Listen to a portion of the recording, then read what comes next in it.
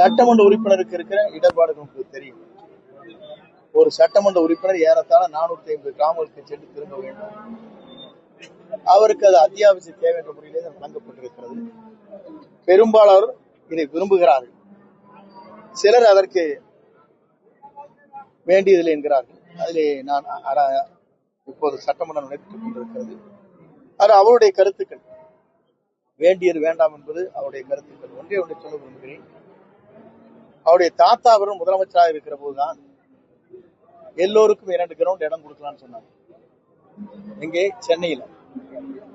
அப்புறம் அம்மால வேண்டாம் சொன்னாங்க. ஆகவே இதெல்லாம் இன்னைக்கு மனதிலே வைத்து நாம் என்னென்ன பணிகளை ஆற்ற வேண்டும், பணிகளை நாம் ஆற்ற வேண்டும் என்பதுதான். அவர் காலத்துல முடியல, செஞ்சிட்டாங்களே வருத்தம். சட்டமன்றத்தில் எதிர்க்கட்சி தலைவருக்கு உரிய மரியாதை கொடுக்கிறது அப்படிங்கிற மாதிரி ஓபிஎஸ் பேசுவார். அந்த பக்கம் போனதுனால வேற என்ன பண்ணுவார்? அத்திக்கடை இதுவரைக்கும் எல்லாருமே சொல்றாங்க, ஜனநாயக முறையில் சிறந்த பேரவைத் தலைவர் என்று எல்லோராலும் பாராட்டப்படுகிறார்கள். எல்லோரும் பாராட்டி வருகிறார். அசம்பிளிலே அப்புறம் இவருக்கு தெரியாத குடுக்கல என்று சொல்றாங்க. அவர் இஷ்டம் போல பேசுறதுக்கு அனவு பண்ணிட்டு வந்துடும். யாருமே டிஸ்டர்ப் பண்றதே இல்லை. நாங்க பேசுறது சத்தம் போடுறாங்க. அவங்க பேசுறது பின் டிராப்ஸ் இருக்கு, பாத்துறீங்களா? அப்சர்வேஷன் நீங்க பாருங்க, டிவியில் பாருங்க. ஆகவேதான் நேரடியாகவே மக்கள் காண வேண்டிய ஒரு முறையில் நம்முடைய சட்டமன்ற நிகழ்வுகள் அனைத்தும் நடைபெற்றுக் கொண்டிருக்கிறது. விடுபட்ட குளங்களை சேர்த்திருக்க அதிகப்பட்ட 2 திட்டம் வேளாண் இல்ல, பொதுவாக அதிருப்தியா இருக்கு. நிதிகள் என்பது முக்கியமான ஒன்று. நீங்க நாளைக்கு காத்தால ஸ்கீம் பத்தி அனௌன்ஸ் பண்ணிட்டோம்னா அதுக்கு பணம் வேணும். முதல் இருக்கின்ற குளங்கள் 478 குளங்கள் இன்னும் நீர் நிரப்பப்படவில்லை.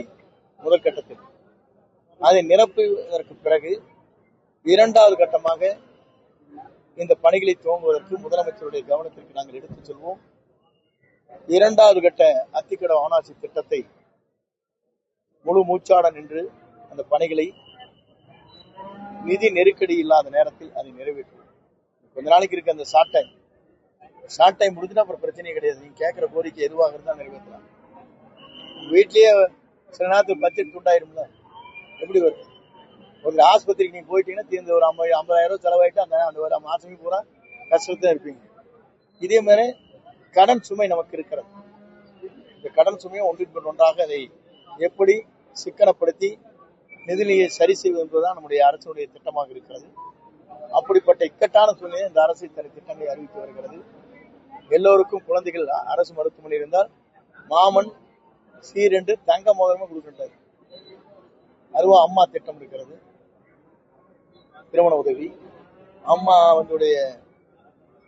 படிக்கணினி, அதே போல அம்மாவுடைய உணவகம், இது எல்லாமே நாங்கள் செஞ்சுட்டு தான். நிதிநிலைக்கு ஏற்ப மனித நேயத்தோடு மக்கள் பணியாற்றக்கூடிய ஒரு முதலமைச்சர் நமக்கு கிடைச்சிருக்காரு. Very simple. ஒரு முதலமைச்சர் யார் வேணா கிட்ட பேசி போயிட்டே இருப்பாங்க, பார்த்துருப்பீங்க நினைக்கிறேன். அசம்பிளிக்கு வந்தா தெரியும். அப்படிப்பட்ட ஒரு முதலமைச்சர் நமக்கு கிடைத்திருக்கிறார். அதே நேரத்தில் வரலாற்றில் தூய்மையான ஆட்சி நடத்தும் சொல்லிக்கிற ஒரு முதலமைச்சர், அது சரியா இருக்காரு. அதுவே உங்களுக்கு கிடைத்திருக்க பெரிய வெற்றி. நிலுவை வீடுகள்லாம் கணக்கு எடுத்து நீங்கள் கவலைப்பட தேவையில்லை. முதலமைச்சருடைய உறுதுணையோடு அன்றைக்கு சட்டமன்றத்தில் வருவாய்த்துறையை நான் பேசுகிற போது அடுத்த ஆண்டு குறைந்தது 20 லட்சத்திலிருந்து 25 லட்சம் பேருக்கு பட்டாக்கள் வழங்கப்படும்.